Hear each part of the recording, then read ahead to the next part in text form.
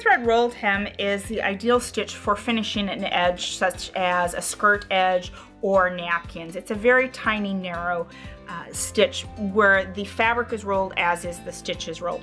We're going to make a couple of changes on our machine. The first thing that we're going to do is adjust our stitch length and make sure that we go to that R setting for roll.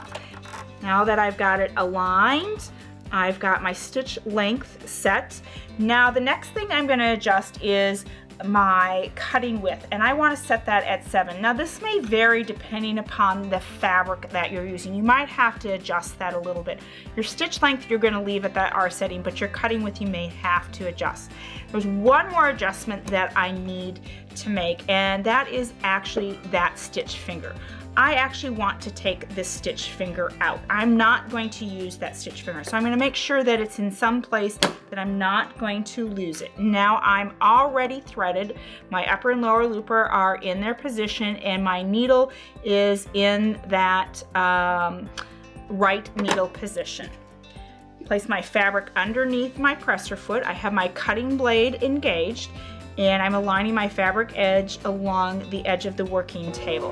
And again, this is about a medium weight cotton.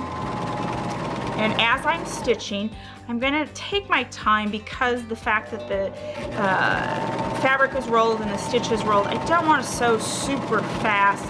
I want to make sure that my stitching is consistent and that I'm keeping that same width as I'm cutting. This is where that stitch gauge might come in handy because this would be along a fabric edge, more or less an edge finish, not necessarily in a seam. I'm to the end, so I'm going to go ahead and cut that thread. And here is my beautiful rolled edge. Let's take a look at this. You can see that you see the orange thread, which is actually that needle thread, the right needle thread. Then you see your overlock or your upper looper thread.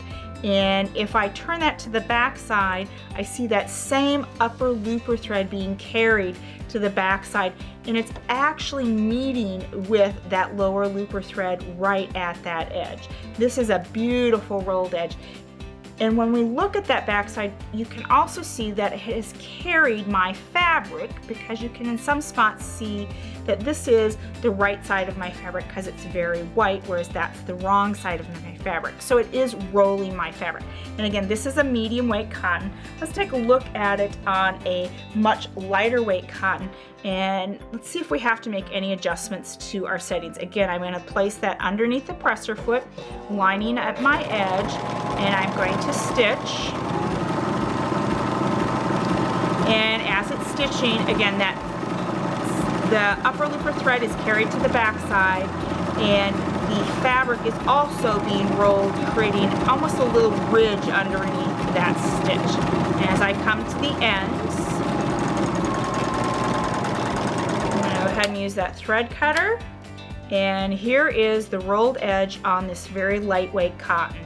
Again, look at how beautiful that is. That fabric edge is rolled and that stitch is actually rolled. This is a stunning edge and would make a beautiful finish to any garment or to any table linens.